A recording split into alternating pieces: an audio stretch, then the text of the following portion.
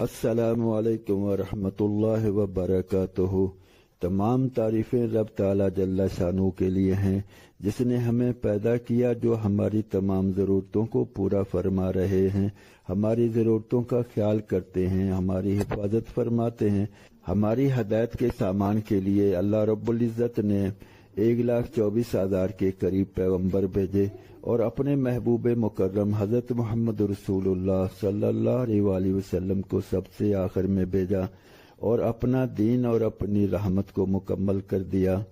لاکھوں کروڑوں اربوں خربوں درود و سلام علی محمد وعلی آلہ وصحابہ وبارک وسلم۔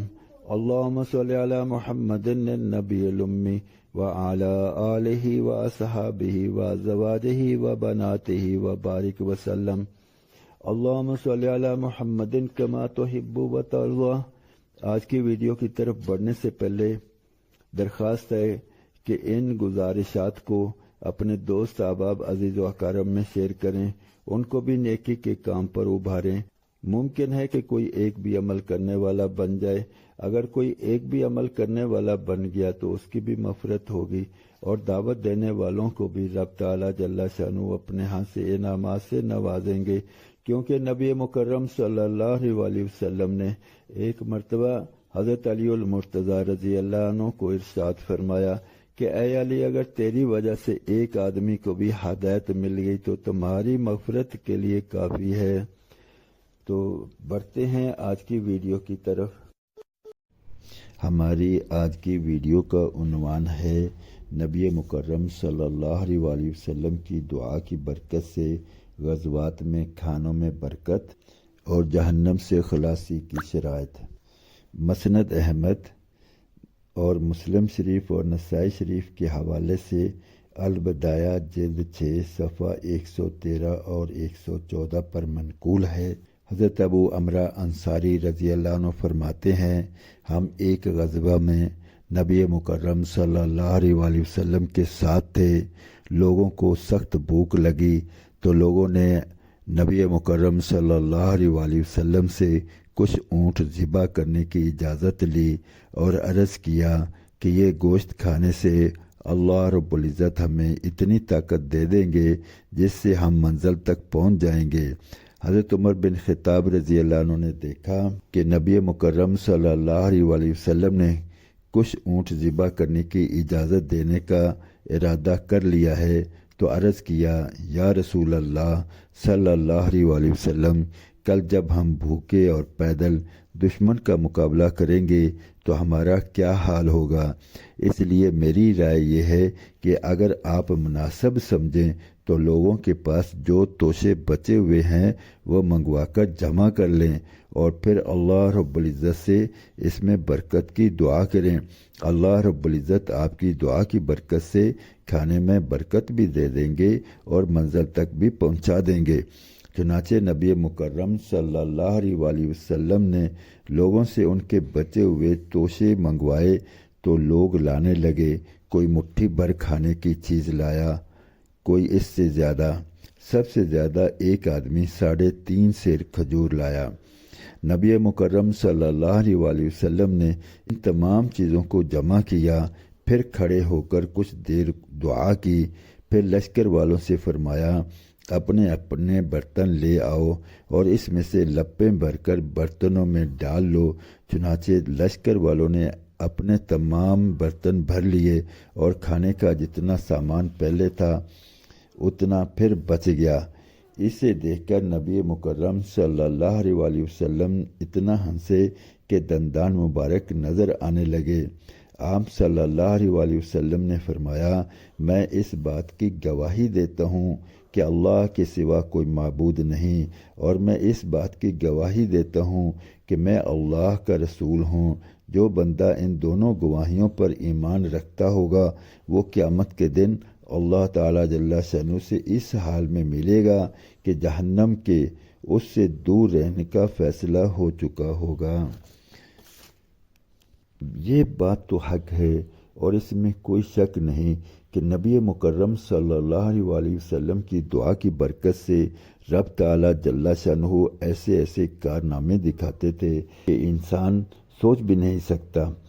کھانوں میں برکت کا ملنا یہ تو بے شمار واقعات میں آیا ہے، اس سے کوئی ذی شعور انسان انکار نہیں کر سکتا۔